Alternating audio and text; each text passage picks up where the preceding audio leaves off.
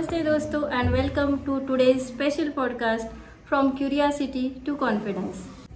दोस्तों आज हमारे साथ एक बहुत ही इंस्पायरिंग गेस्ट आए हुए हैं जो कि एक 6th स्टैंडर्ड के स्टूडेंट है और उन्होंने Homi Bhabha young scientist exam में सिल्वर मेडल अचीव किया है। Welcome Akhilesh for today's podcast. How are you? I am fine, ma'am, and I am very thankful to you for inviting me to this podcast. Welcome Akhilesh. तो शुरू करते हैं हम आज के हमारे क्वेश्चन से। सबसे पहले हमें आप अपना इंट्रोडक्शन करवा दीजिए, आपका स्कूल का नाम, आपके हॉबीज क्या है, आप अपने फ्री टाइम में क्या करते हो, इस सब के बारे में हमें जानना है। तो फिर मेरा नाम अखिलेश बाली है और मेरे स्कूल का नाम चाटे स्कूल है। चाटे school Sambhaji Nagar. Yes. Okay. अच्छा, अभी हमें ये बताइए कि आप अपने फ्री टाइम में क्या करते हो, आपकी हॉबीज क्या है?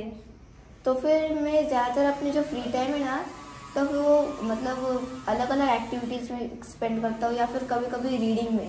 आपको साइंस का शौक कब से शुरू हुआ है, या ऐसी कोई स्पेशल मोमेंट है या कोई स्पेशल एक्टिविटी आपने देखी हो कि जिसकी वजह से आपको साइंस में ज़्यादा इंटरेस्ट आने लगा?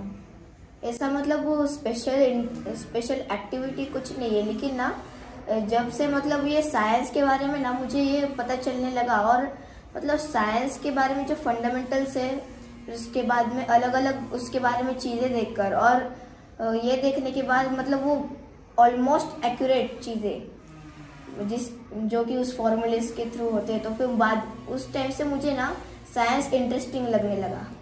तो हम ये कह सकते हैं कि साइंस की तरफ जो क्यूरियोसिटी है अखिलेश की, वो साइंस के फॉर्मूलेज या फिर कुछ साइंस की फंडामेंटल थिंग्स की वजह से क्यूरियोसिटी का आपका ये सफ़र शुरू हुआ है।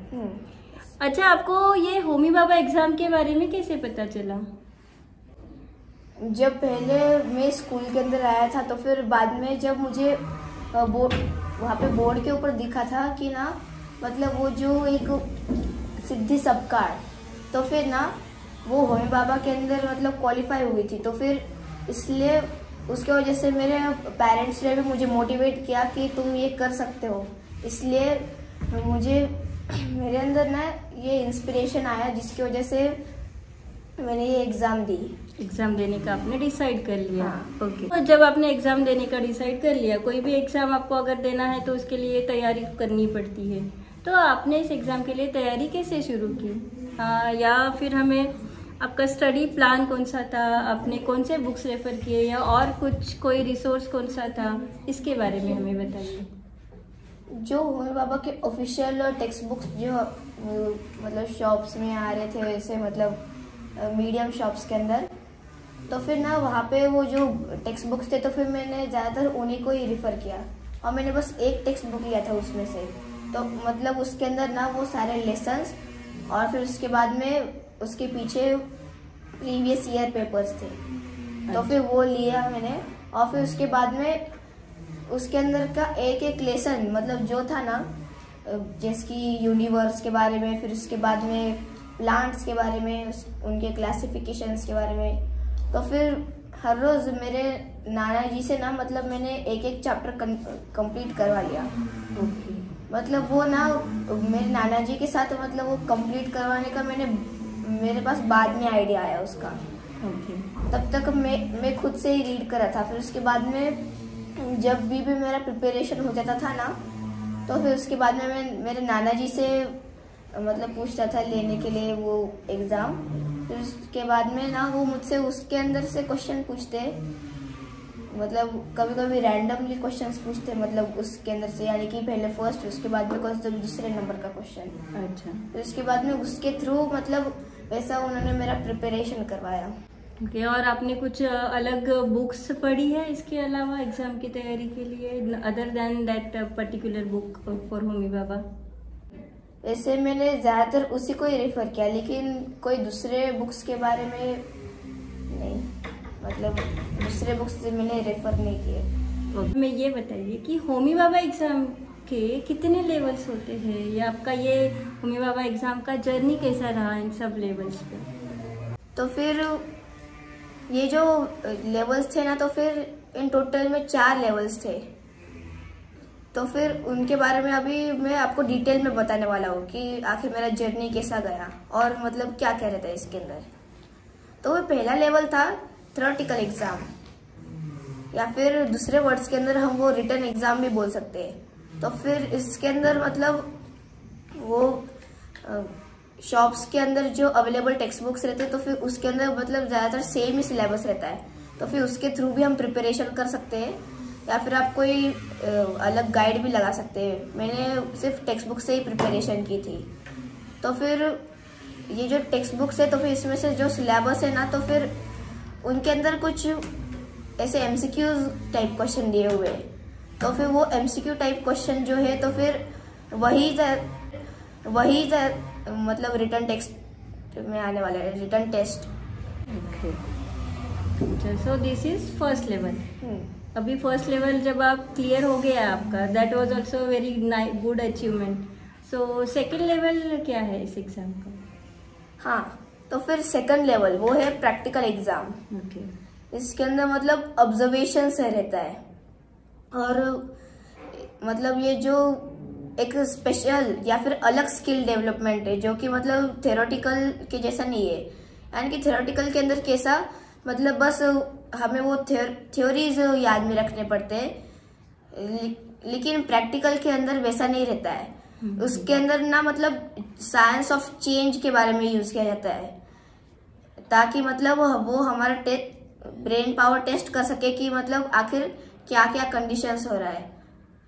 तो फिर उसके अंदर ना प्रैक्टिकल टेस्ट के अंदर हमारे सामने को से तो भी एक ऑब्जेक्ट रखी रहती है, या फिर एक अपैरेटस। तो फिर उसके अंदर हमें एक्सपेरिमेंट करना पड़ता है, और फिर जो भी हमारे ऑब्जर्वेशन है, तो फिर हमें उन्हें नोट डाउन करना रहता है।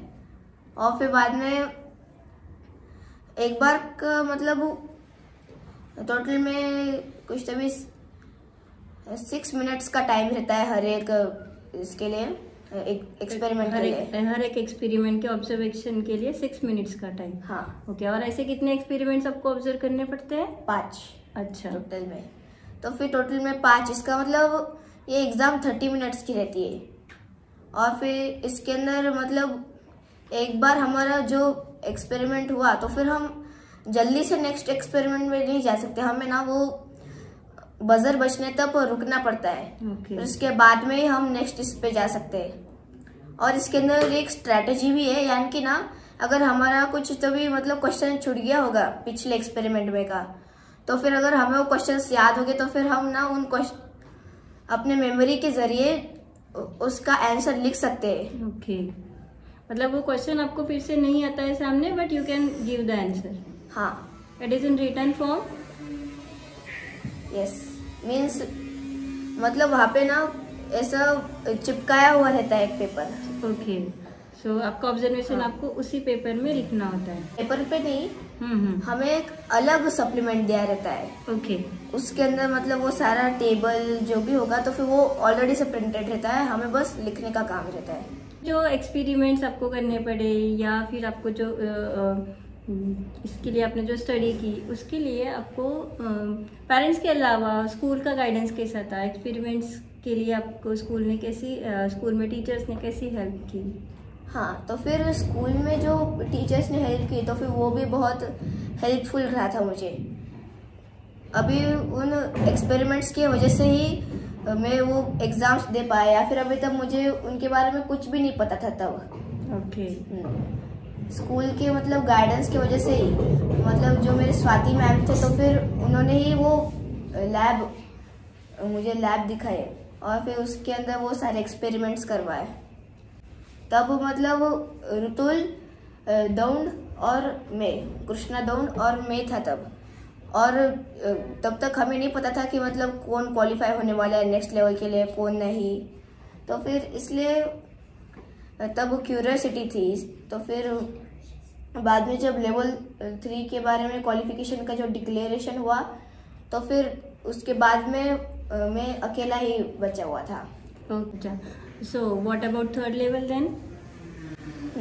तो फिर थर्ड लेवल, तो फिर जैसे पहले के जो 2 लेवल्स थे, तो फिर अगर हमने वो क्रॉस कर लिए तो फिर जो बाकी के 3rd और 4th लेवल्स है तो फिर उसके अंदर क्वालिफिकेशन का ज़्यादा कुछ काम नहीं रहता है। बस ना अगर हमने वो स्टेप्स फॉलो कर दिए तो फिर उसके बाद में हम नेक्स्ट लेवल के लिए ऑटोमेटिकली क्वालिफाई हो जाएंगे। तो फिर लेवल 3 है एक्शन रिसर्च प्रोजेक्ट। अब ये मतलब घर बैठे काम रहता है एक। तो फिर इसके अंदर मतलब यहाँ पे हमें एक प्रोजेक्ट बना रहता है एक्शन रिसर्च के बेस्ड। अच्छा। तो फिर मतलब एक्शन रिसर्च प्रोजेक्ट ये रेफर करता है यानी कि एक प्रोजेक्ट जिसके अंदर मतलब हमें खुद से एक्शन लेकर उसके अंदर हमें वो रिसर्च करके हमें वो सब कुछ उसके अंदर नोट डाउन करना रहता है। ओके। और ये रिसर्च आपने कैसे किया? मतलब मैंने जो लोकल चीज़ें जो है ना, जिसकी मतलब साइंस का भी मैंने इसके अंदर इस्तेमाल किया। तो फिर सबको इस साल का मेन टॉपिक था यानी कि 2024 to 2025 का सस्टेनेबल लैंडस्केपिंग। ओके। तो फिर उसके अंदर जितने भी मतलब सब टॉपिक्स आते हैं तो फिर वो सारे मतलब हम उसके ऊपर एक रिपोर्ट बना सकते हैं। ओके। आपने ये 3rd लेवल क्वालिफाई कर लिया, उसके बाद आता है 4th level which is very important. So can you tell us about the 4th level of Homi Bhabha exam and how is your experience of 4th level exam?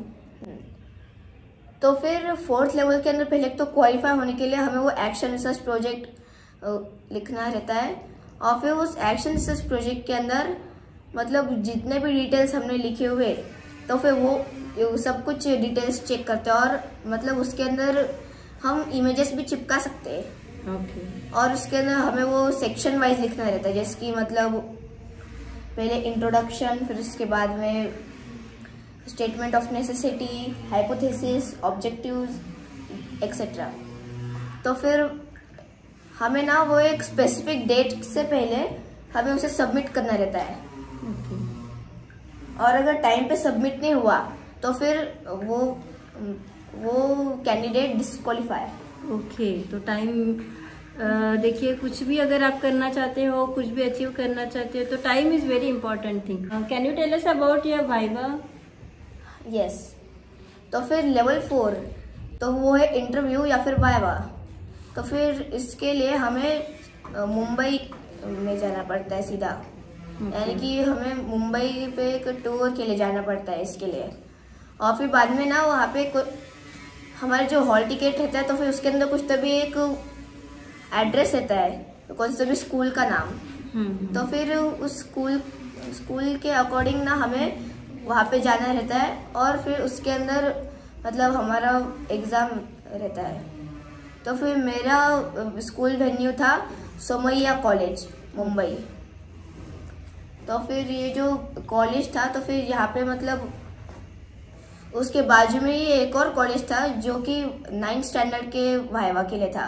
6th और 9th standard का जो venue है तो फिर वो दोनों भी different है। ओके। हाँ, तो फिर सबसे पहले आता है एक्शन रिसर्च प्रोजेक्ट। ओके। तो फिर उसके बारे में का इंटरव्यू। तो फिर जो एक्शन रिसर्च प्रोजेक्ट इंटरव्यू जो था तो फिर उसके अंदर पहले उन्होंने मेरा black and white xerox copy और मेरा ओरिजिनल रिपोर्ट ये दोनों भी चेक किए। वहाँ पे मेरे सामने 4 इंटरव्यूअर्स बैठे हुए थे और ये 4 भी इंटरव्यूअर्स जो थे तो फिर मतलब उनमें से 2 इंटरव्यूअर्स ने वो एक्शन रिसर्च प्रोजेक्ट का तो फिर मतलब पहले उन्होंने ब्रीफ समरी पूछी। तो फिर जब मैंने समरी बताई तो फिर उसके बाद में उन्होंने उस समरी के ऊपर से ही कुछ क्वेश्चंस पूछे मुझे कि मतलब आखिर ये किस काम का है और ये किस चीज़ के लिए यूज़ किया जा सकता है, ऐसे टाइप के। ओके। तो फिर इसके बारे में जब क्वेश्चंस हुए तो फिर उन्होंने रीजनिंग भी किया कि मतलब आखिर ये कैसे हमें यूज़फुल रह सकता है और ये मतलब लाइफ टाइम के लिए यूज़फुल रह सकता है या फिर हमें इसे रेगुलरली फॉलो करना पड़ेगा। अच्छा। तो फिर मतलब ऐसा। तो फिर उसके अंदर अदर्शन और रीजनिंग वो दोनों थे। फिर उसके बाद में दूसरा था जनरल इंटरव्यू। ये दूसरा इंटरव्यू रहता है जिसके अंदर भी 4 अलग इंटरव्यूअर्स रहते हैं। हाँ, तो फिर ना ये जो इंटरव्यूअर्स रहते तो फिर ये हमें जनरल साइंस के बारे में क्वेश्चन पूछते हैं। पहले मतलब इंट्रोडक्शन, फिर उसके बाद में क्वेश्चंस, और फिर उस क्वेश्चंस के अंदर मतलब उन्होंने पहले मुझसे पूछा कि आखिर मतलब फिजिक्स के अंदर तुम्हारा कौन सा फेवरेट टॉपिक है, केमिस्ट्री के अंदर तुम्हारा कौन सा फेवरेट टॉपिक है। फिर उसके बाद में उस टॉपिक के ऊपर से मुझे क्वेश्चंस पूछे उन्होंने। ये मतलब सब कुछ उन्होंने जनरल साइंस के बारे में ही पूछा था ये। उसके बाद में पहले के 2 जो थे तो फिर उन्होंने ऐसा ही पूछा। फिर उसके बाद में दूसरे बाकी के 2 जो इंटरव्यूअर्स थे तो फिर उन्होंने जो क्वेश्चंस पूछे थे तो फिर वो मतलब मेरे फेवरेट बेस्ड के ऊपर नहीं पूछे थे, लेकिन ना मतलब अपने डेली लाइफ एप्लीकेशंस के बारे में पूछे। तो फिर उनमें से बस एक नहीं आया, लेकिन बाकी के जो क्वेश्चंस थे तो फिर उनके बारे में मैंने ट्राई किया और मैंने मतलब करेक्ट आंसर दिया। अखिलेश, तो ये तो चारों लेवल आपने पास कर लिए बहुत अच्छी तरीके से। देन आपको मेडल मिलने का दिन आ गया था, आई थिंक 12 अप्रैल, राइट? अच्छा, तो जब आपको सब पता चला कि आपको इस एग्ज़ाम में सिल्वर मेडल आपने अचीव कर लिया है, उसका नाम अनाउंस हुआ and Akhilesh Pali got silver medal, तो फिर तब मुझे बहुत ही अच्छा लगा था। और मतलब मेरे पेरेंट्स ज़्यादातर मुझसे यही मतलब हायर एक्सपेक्टेशंस कर रहे थे, मतलब मुझे मतलब गोल्ड या फिर सिल्वर मेडल यही मिलना चाहिए। तो फिर एटलीस्ट मुझे सिल्वर मेडल मिला तो फिर मुझे इसकी खुशी है। और मतलब ना उन्होंने पहले ही नहीं अनाउंस किया था कि मतलब इनको ये मिलने वाला है, उनको वो मिलने वाला है। तो फिर उसके अंदर पहले उन्होंने मतलब वो सीक्रेट रखा। फिर उसके बाद में जब वहाँ पे हम गए तो फिर तब उन्होंने मतलब जब नाम अनाउंस करने के बारी आई तो फिर तब उन्होंने एक एक करके नाम अनाउंस किया और फिर उन्हें वो जो रिस्पेक्टेड मेडल्स जो थे तो फिर वो मिले। अच्छा, कुछ को गोल्ड, कुछ बच्चों को गोल्ड, कुछ बच्चों को सिल्वर, ऐसे ब्रॉन्ज। हाँ, ओके। अच्छा, और आपने किसके साथ शेयर की सबसे पहले ये न्यूज़? सबसे पहले मैंने मेरे पेरेंट्स के साथ शेयर की। फिर उसके बाद में वो मतलब फिर बाद में वो अलग अलग जगहों पे स्प्रेड होने लगी फिर वो न्यूज़। अच्छा, मेरे सोसाइटी के अंदर, फिर उसके बाद में स्कूल में, ऐसा। सिटी से लेके शुरू हुआ आपका सफ़र, और इस सारी जर्नी में आपको अपने आप में अपने अंदर क्या बदलाव लगे कि जैसे क्यूरियोसिटी से लेके एक कॉन्फिडेंस मिला आपको कि yes now I can achieve anything? अभी मतलब ये जो मुझे मेडल मिला है तो फिर उसके वजह से सिर्फ कॉन्फिडेंस नहीं मिला है, ये जो रिस्पेक्ट जो कि मुझे मिल रहा है तो फिर उसके वजह से भी मेरा कॉन्फिडेंस बढ़ता है। और मतलब ये जो सारे सेरेमनीज है तो फिर उसके अंदर कॉन्फिडेंस के अलावा और कुछ नहीं लगता। तो फिर इसलिए ये जो सारा मतलब मोटिवेशन, सपोर्ट, तो फिर ये सब कुछ चीज़ें जो मतलब आपने और जो टीचर्स और मेरे पेरेंट्स ने दिए तो फिर उसके वजह से आज मेरा कॉन्फिडेंस एकदम बढ़ चुका है। अच्छा अखिलेश, अभी तो आप 7th में हो एंड अभी 6 के स्टूडेंट्स जो अभी एग्ज़ाम देना चाहते हैं या देने वाले हैं उनके लिए आप क्या सजेशन दोगे? तो फिर मैं ज़्यादातर सजेशन देता हूँ कि ना मतलब जो रिलेटेड सिलेबस है तो फिर उसके बारे में आपको सबसे पहले मतलब स्टडी करना चाहिए। और जो प्रीवियस ईयर पेपर है तो फिर उन्हें भी आपको एक बार व्यू करना चाहिए, क्योंकि उनके अंदर मतलब आइडिया दिया रहता है कि कैसे क्वेश्चंस आ सकते हैं। और मतलब सब कुछ सिलेबस से ही नहीं आ सकता है, मतलब जो भी अंडरस्टैंडिंग बेसिक कंसेप्ट समझना भी ज़्यादा ज़रूरी है। मैंने एक प्रीवियस ईयर पेपर जब व्यू किया तो फिर उसके अंदर मुझे एक क्वेश्चन मिला था, मतलब जिसकी वो एक क्वेश्चन था मैग्नेटिक के बारे में, यानी कि iron is magnetic so sal ammoniac what does it belongs to.